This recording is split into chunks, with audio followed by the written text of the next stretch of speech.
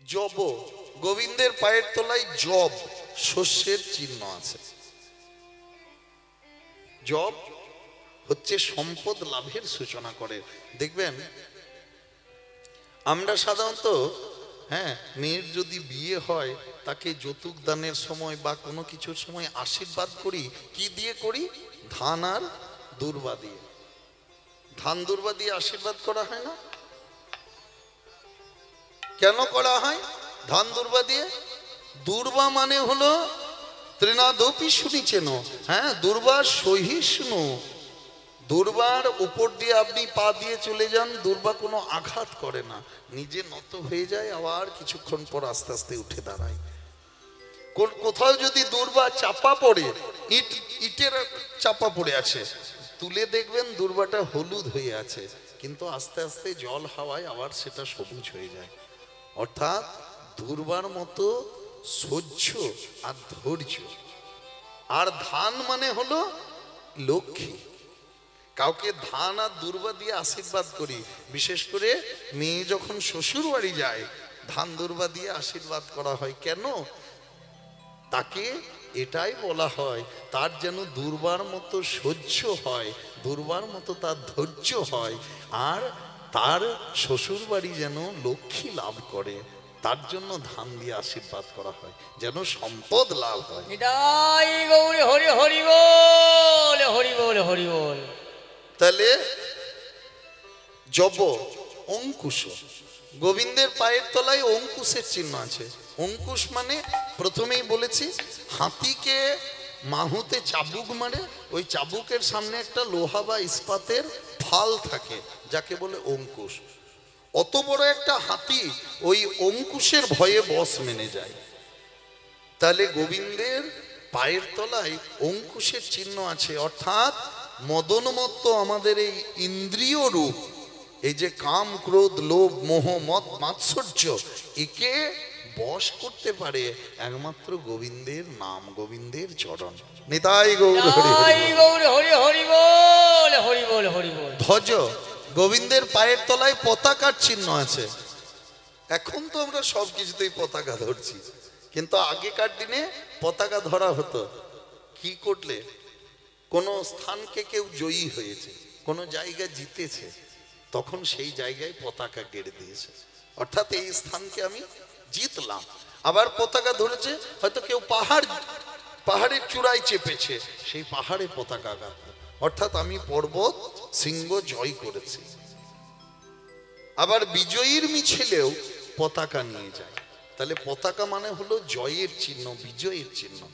তা ভগবান কৃষ্ণের চরণে পতাকার ধ্বজের চিহ্ন আছে, অর্থাৎ যারা গোবিন্দের ভক্ত তারা সব জায়গায় জয়ী হয়। হরি হরি বল, হরি বল, হরি বল। বজ্র, গোবিন্দের পায়ের তলায় বজ্রের চিহ্ন আছে। এই বজ্র কোথা থেকে এলো? কার হাতে আছে বজ্র? ইন্দ্রের হাতে আছে। গোবিন্দ আমার বজ্রাদপি কঠোরানি মৃদুনি কুসুমাদপি, বজ্রের থেকেও কঠোর আর ফুলের থেকেও নরম গোবিন্দ। তা বজ্র কিভাবে এলো? একবার ত্রষ্টা মুনির ছেলে বিশ্বরূপ শান্তি যজ্ঞ করছিল। ত্রষ্টা মুনি তার ছেলে বিশ্বরূপ শান্তি যজ্ঞ করছিল। সেই যজ্ঞ এতটাই শক্তিশালী হয়েছিল যে দেবরাজ ইন্দ্র ভয় পেয়ে গিয়েছিল যে এই যজ্ঞ যদি সফল হয় তাহলে শেষে বিশ্বরূপ হয়তো স্বর্গরাজ্যকেও দখল করে নেবে, অধিকার করে নেবে। এই বিশ্বরূপের তিনটে মাথা ছিল, তিনটে মাথা ছিল বিশ্বরূপের। তা সেই তিনটে মাথা দিয়ে মন্ত্র পাঠ করছে, যজ্ঞ হচ্ছে। একটা মাথা দিয়ে বিশ্বরূপ অন্ন ভক্ষণ করত, একটা মাথা দিয়ে বা মুখ দিয়ে বিশ্বরূপ কি করত? জল পান করত, আরেকটা মুখ দিয়ে সোম রস পান করত। তিনটে মাথা, তিনটে মুখ তার। তাই বিশ্বরূপ যখন যজ্ঞ করছে, মন্ত্র বলছে, তখন ইন্দ্র এসে কি করলেন? সেই বিশ্বরূপের মাথাটাকে কেটে দিলেন। তিনটে মাথা কাটা গেল, কিন্তু সেই তিনটে মাথা নিচে পড়ল না, কেন? মন্ত্রের প্রভাবে সেগুলো এতই শক্তিশালী হয়েছিল যে একটা মাথা, সেই মাথাটা উড়ে চলে গেল, যেটা থেকে জন্ম হলো তিতির পাখি। আরেকটা মাথা থেকে জন্ম হয়েছিল চাতক পাখি, আরেকটা মাথা থেকে জন্ম হয়েছিল চড়াই পাখি। যে মাথা দিয়ে অন্ন ভক্ষণ করতেন সেই মাথা থেকে জন্ম হয়েছিল চড়াইয়ের, যে মাথা দিয়ে জল খেতেন সেটা দিয়ে হয়েছিল চাতক, আর যেটা দিয়ে সোমরস পান করতেন সেটা দিয়ে তিতির পাখির জন্ম। নিতাই গৌর হরি হরি। জয় গৌরী হরি হরি বল, হরি বল, হরি বল। তা ত্রষ্টা মুনি এসে কি দেখলেন? যে তার ছেলে বিশ্বরূপকে মারা হয়েছে, তার মস্তক ছেদন করা হয়েছে।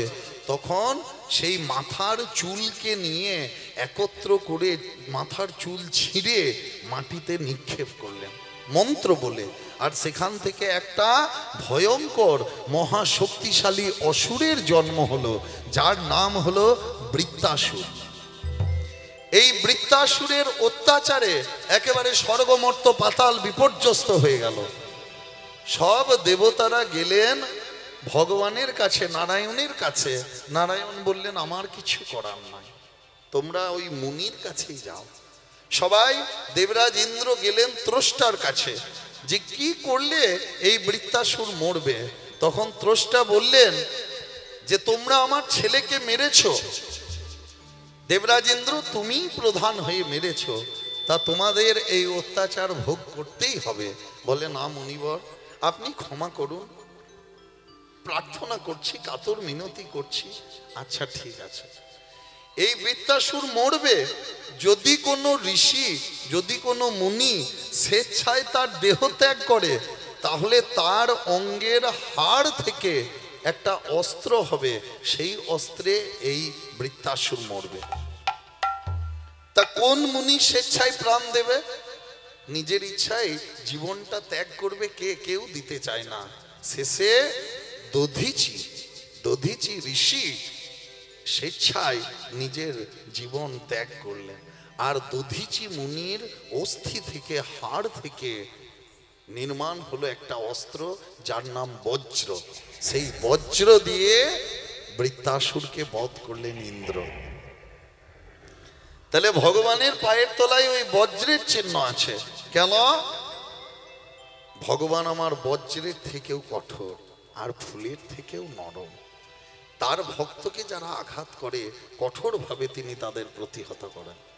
তাহলে ধ্বজ বজ্র, জম্বু ফল, গোবিন্দের পায়ের তলায় একটা জম্বু ফলের চিহ্ন আছে। জম্বু ফল মানে জম্বু দেশ, জম্বু দেশ মানে নাভি থেকে নিম্ন দেশ। পাতাল, এই পাতালকে বলে জম্বু দেশ। এই জম্বু দেশবাসী মানে পাতালবাসীগণের পক্ষেও গোবিন্দের চরণই একমাত্র আশ্রয়। আর ঊর্ধ্বরেখা, গোবিন্দের পায়ের তলায় একটা চিহ্ন আছে, একটা রেখা আছে, তীরটা উপরের দিকে, ঊর্ধ্বরেখা। কেন ঊর্ধ্বরেখা? উপর বলতে আমরা কোথায় বুঝি মা? স্বর্গকেই বুঝি।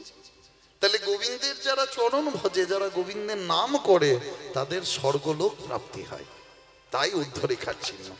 আর ঊর্ধ্বরেখা বলতে বুঝি ঊর্ধ্ব রেত, আমাদের যে রেত বীর্য, সেটা ঊর্ধ্বগামী হয়। যত ভগবানকে ভজনা করা হয় তত সেটা ঊর্ধ্বগামী হয়ে সহস্রারে পৌঁছায়, সেখানে দিব্য চক্ষু, জ্ঞান চক্ষু লাভ হয়। তাই গোবিন্দের পায়ের তলায় ঊর্ধ্বরেখার চিহ্ন। আর চক্র, গোবিন্দের পায়ের ডান পায়ের নিচে চক্রের চিহ্ন আছে।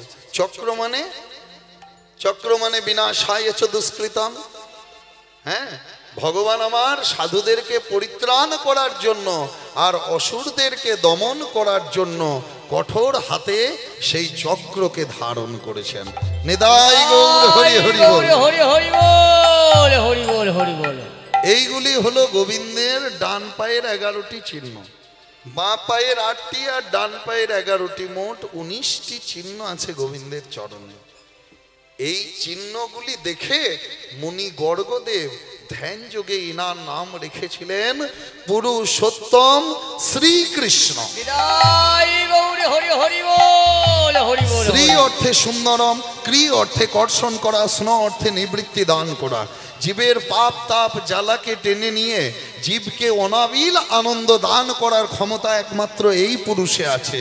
জীবের সব কিছু গ্লানিকে হরণ করে নিয়ে তার নামে প্রবৃত্তি জাগানোর ক্ষমতা একমাত্র এই পুরুষে আছে।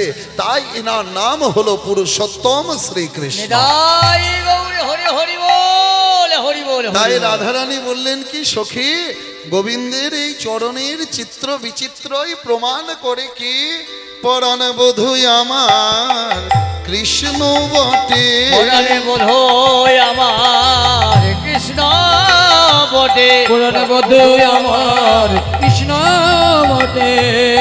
চিত্র বিচিত্র প্রমাণ করে পরাণ বধূ আমার কৃষ্ণ বটে। চিত্র বিচিত্র প্রমাণ করে পরাণ বধূ আমার কৃষ্ণ বটে।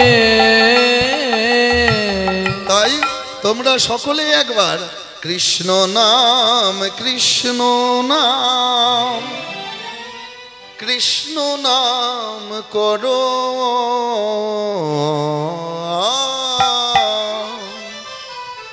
কৃষ্ণ নাম মধুর নাম হরি নাম করো।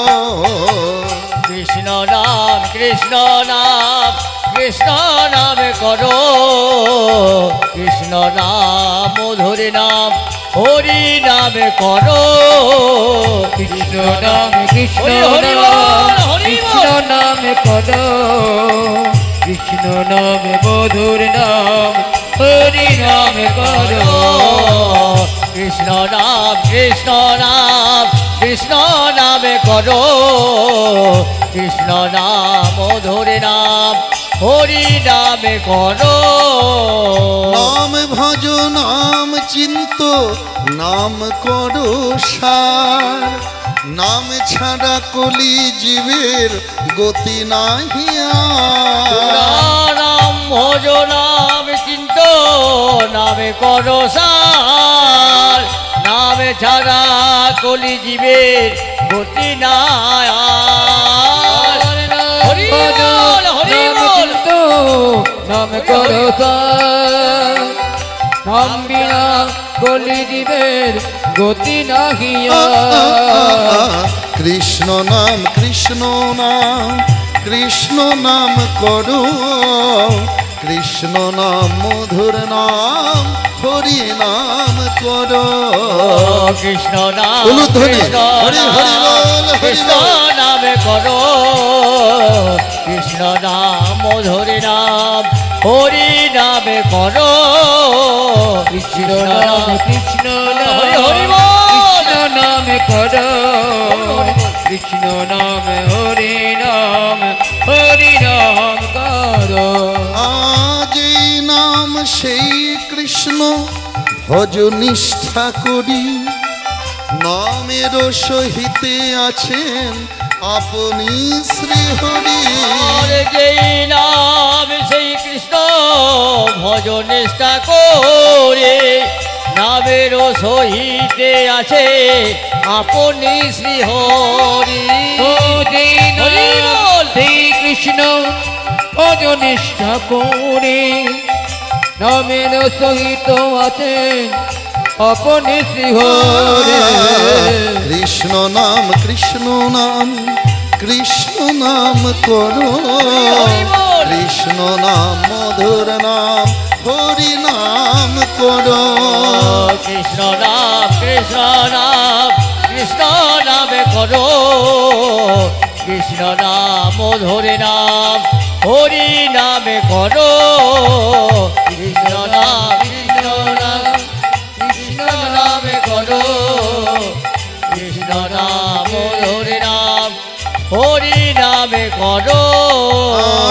হরে কৃষ্ণ কৃষ্ণ কৃষ্ণ হরে হরে, হরে রাম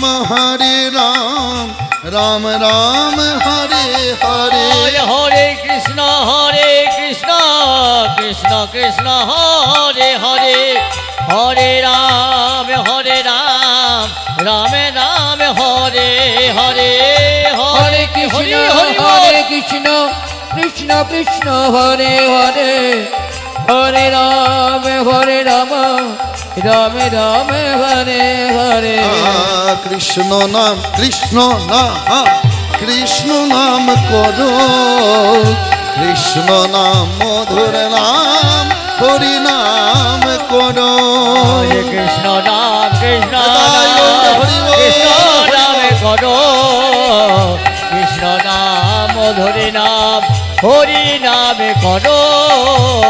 কৃষ্ণ নাম করো, কৃষ্ণ নাম মধুর নাম হরি নাম করো। তা এইভাবে শ্রীমতী রাধারানী গোবিন্দের একেবারে চূড়া থেকে বদন থেকে চরণের বর্ণনা করলেন। আর সখী আমার গোবিন্দকে দেখ ভালো করে, এমন কালিয়া চাঁদে কে আনিল দেশে, এমন কালে আজাদে কে আনিল দেশে,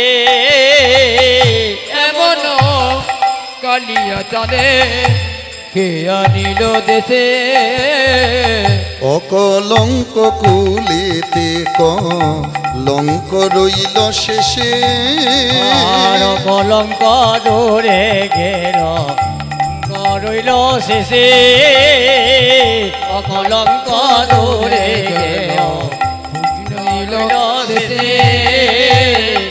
বলে বলে সখীকে এনেছে, বলে সখী কে এনেছে, বল সখী কে এনেছে, এই এমন চাঁদের তরু, বলে সখী কে এনেছে, এমন চাঁদের ছড়ি, বলে সখী কে এনেছে, সখী এমন কালীয় চাঁদকে কে এনেছে? মনে হচ্ছে যেন চাঁদের গাছ একটা এসেছে, হ্যাঁ কালো রঙের একটা চাঁদের গাছ এসেছে। কেমন? হাতে চাঁদ পায়ে চাঁদ আর চাঁদ কপালে, হাতে চাঁদ পায়ে চাঁদ আর চাঁদে কপালে, হাতে চাঁদ পায়ে চাঁদ আর চাঁদ কপালে, এমন কভু শুনি নাই চাঁদের তরু চলে, এমন কভু শুনি নাই যে চাঁদের তরু চলে, এমন কভু শুনি নাই যে চাঁদের তরু চলে, শুনি নাই রে, আমরা শুনি নাই রে, শুনি নাই রে, দেখা তো সই দূরের কথা শুনি নাই রে, দেখা তো সই দূরের কথা শুনি নাই রে, কত সই দূরের কথা শুনি নাই রে, হাতে চাঁদ পায়ে চাঁদ আর চাঁদ কপালে। আরে চাঁদ কপালে, গোবিন্দের হাতে চাঁদ আছে কি করে? ওই যে নখগুলো মনে হচ্ছে যেন এক একটা চাঁদ, পায়ে চাঁদ, পায়ের নখগুলোকে মনে হচ্ছে এক একটা চাঁদ, আর চাঁদ কপালে। কি করে কপালে চাঁদ? কপালে চন্দনের ফোঁটা আছে, সেই চন্দনের ফোঁটাটা ঘামে শ্বেত বিন্দুতে গলে অর্ধেক হয়ে গেছে, দিয়ে কপালেও মনে হচ্ছে যেন একটা চাঁদ।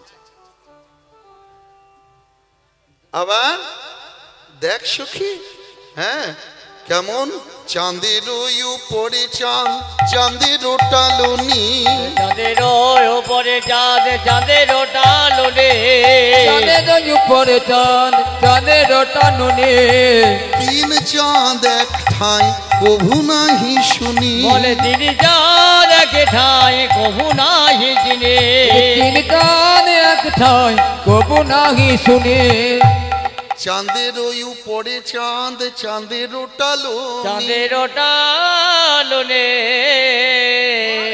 কি চাঁদের উপরে চাঁদ, তার উপরে আবার চাঁদ টলে আছে। কি করে? গোবিন্দের বদন নয়, মুখ নয় যেন একটা চাঁদ, সেই বদনে আবার ওই চন্দনের ফোঁটা যেটি শ্বেত বিন্দুতে গলে নেমেছে মনে হচ্ছে যেন একটা চাঁদ। আর গোবিন্দের চূড়াতে ময়ূরের পাখার মধ্যে আর একটা চাঁদ আরেকটা আছে। চাঁদ